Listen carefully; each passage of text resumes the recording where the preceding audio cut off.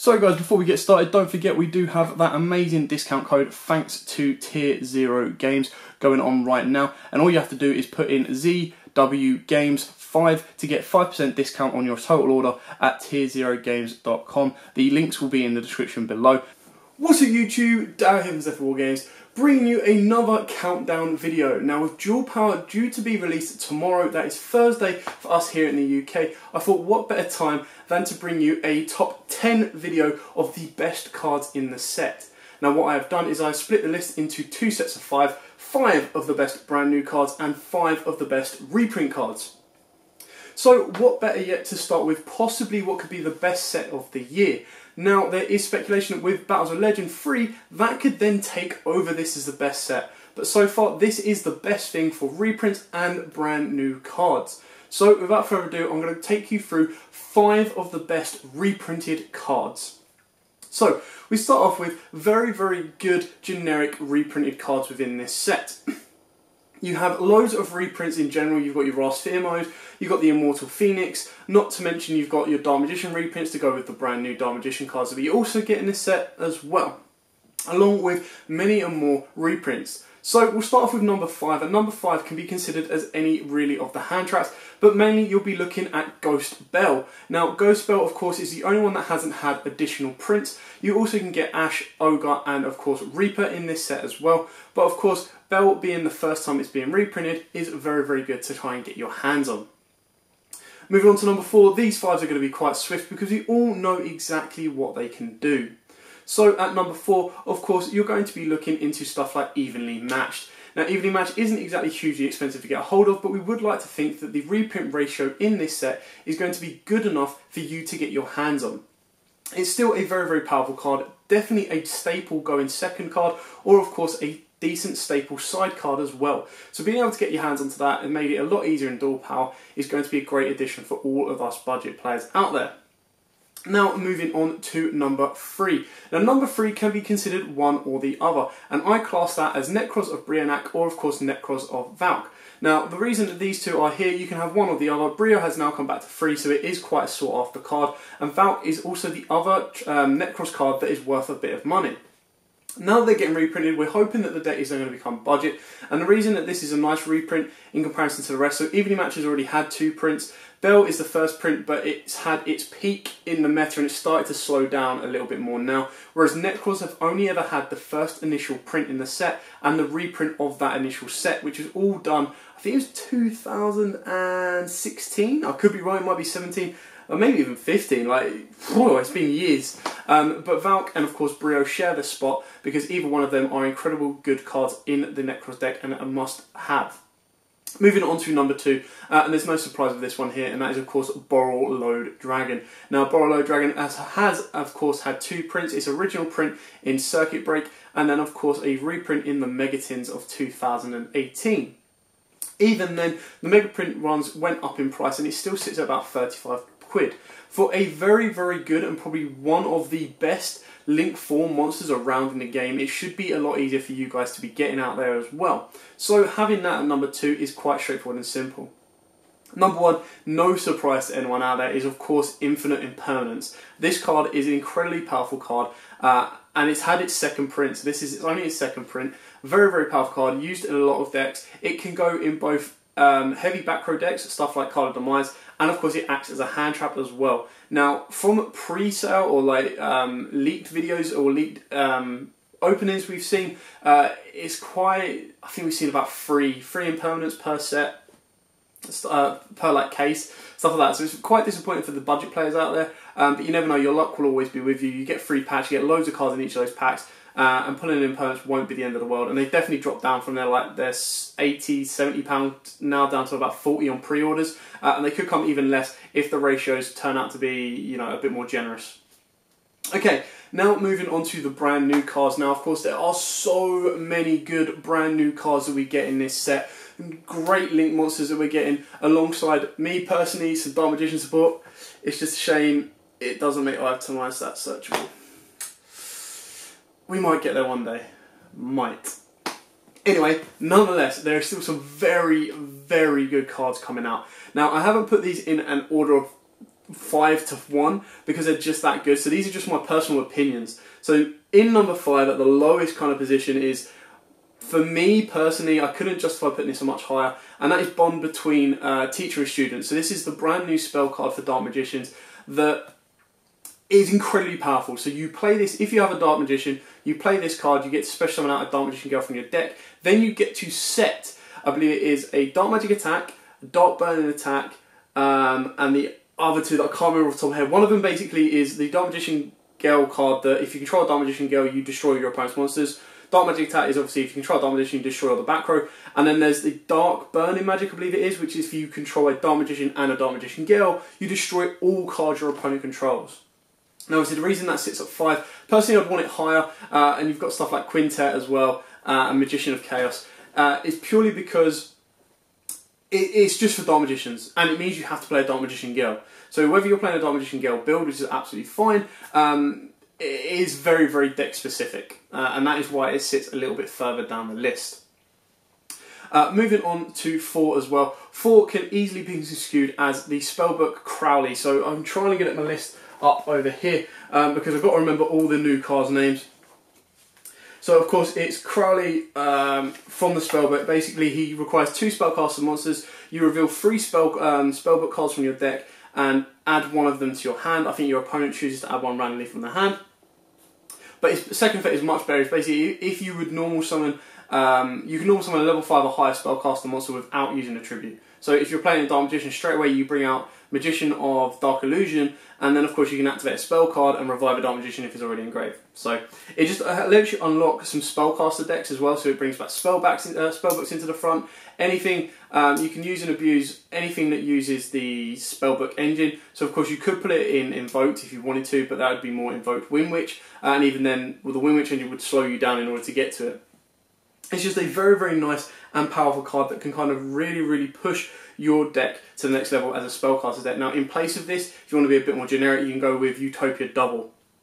Utopia Double is still very, very good, but it does require you to play double or nothing, and of course it requires you to play more Utopias in your extra deck, but it is a generic rank 4. So. Moving on to number 3. Number 3, I'm going to go with Soul Pendulum. Now, Soul Pendulum is an incredibly powerful card, but gets better when we get the Endermons at the end of the month. Now the reason this is so good is because you get to change your scales. You target 2 Pendulum scales and you get to change their scale levels. So you in a Pendulum Magician deck can change it from a 1 to a 0 and a 8 to a 9. That then allows you to bring out your Master Beast Cerberus as well, which is really, really good.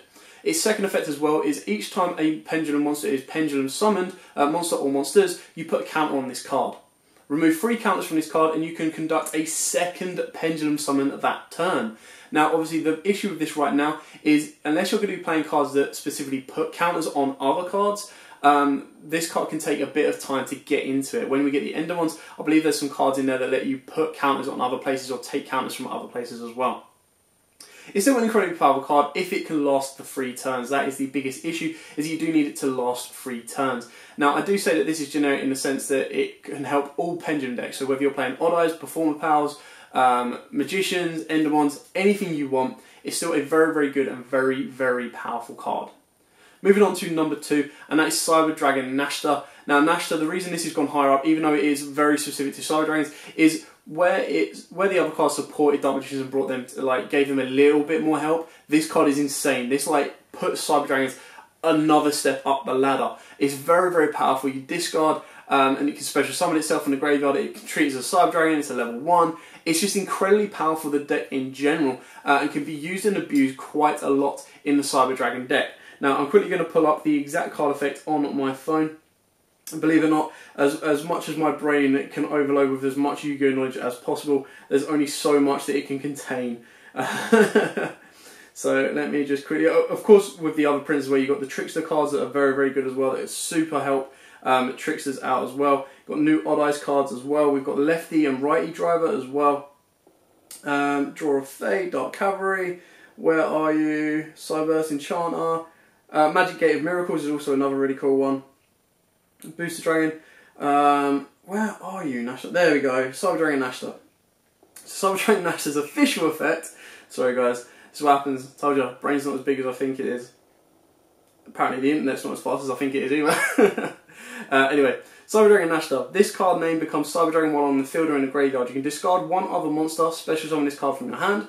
If this card is normal or special summoned, you target one machine monster with 2100 attack or defense in your graveyard to special summon it. Also, you cannot special monsters for the rest of this turn except machine monsters. Only use the effect once per turn. So the best thing about this is, of course, you discard a Cyber Dragon, normal summon this out, special back the Cyber Dragon, discard a Cyber Dragon, special summon Nashta out. Nashta revives the Cyber Dragon straight into a Cyber Dragon Sieger, and then you still have your normal summon to play around with, so you still got core, and you still have other plays as well. If you've got Monster Reborn, anything like that, you've got Rev System, Cyber Repair Plant. You're just going to keep flooding back your board, and you end up with infinities. You can possibly move into multiple infinities, you can go into Genius as well if you want to. That gets another Ultra reprint in this set as well. So there's a lot of plays that Nashta unlocks for the deck, so do not be surprised. You've seen the odd Rogue Cyber Dragon deck that's done really, really well at upcoming events as well.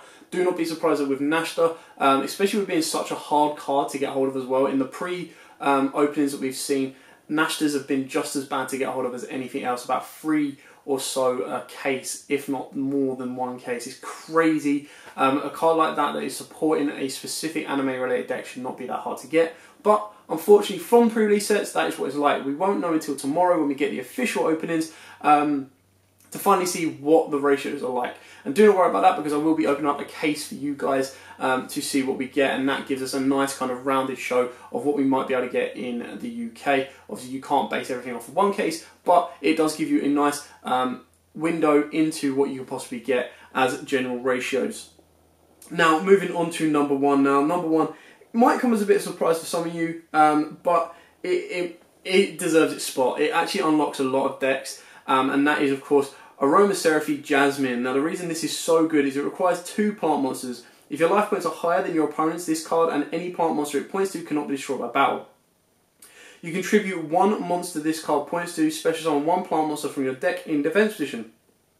Only use the effect of Aromatherapy Jasmine once per turn. Once per turn, if you gain life points, add 1 plant monster from your deck to your hand. Now, obviously, this can be used and abused in Rose Dragons, and that is something that was really, really missing. Was alongside Needlefire, being able to get Aromatherapy Jasmine actually really, really helps out the engine of the dragons along with the plants, and can help extend your board, push your boards further forward, and can really, really help in that way. On top of that, it can also be used off of the Predator Plant engine, so you can use the Predator Plant engine to go into that. Use its effect to tribute off.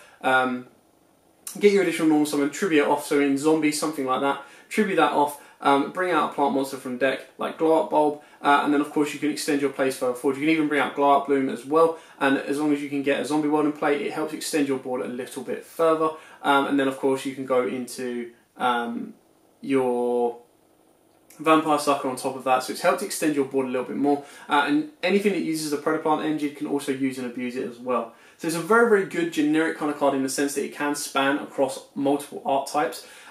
It's just necessarily my number 1 pick, in my opinion. If I had it my way, obviously all 5 would be the Dark Magician cards.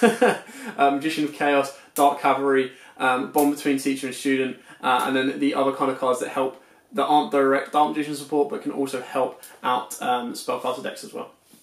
But that is it. That is 10 of the best cards. Now, the reprints are probably going to be more sought after, but the brand new cards, do not take them for granted. Now, what I'm saying by that is, of course, unless you're a Rick and Morty fan, it's granite, but hopefully Rick and Morty fans out there will get that. Stuff like the Soul Pendulum could have possible meta-defining abilities in the future, as well as stuff like Borrowers. Now, if we look into the past reprint sets, as soon as cards come out, they come out really, really cheap. So I think Borrowload was going for about 15 quid, maybe 10 quid when it first came out as its reprint in the Megatins. Now they of course sold like that, and then when the prices started going up, it just crazy. So keep in mind that what you're getting hold of, even though right now it's quite cheap, so like the Crowleys, the Aromatherapy Jasmines, get them while you can in Impermanences, because there's no guarantee that they'll be reprinted again in the future anytime close. Definitely pick up your Ass Blossoms and Ghost Ogres and your Bells and your Reapers. You should be able to have all the hand traps that are imaginable to you,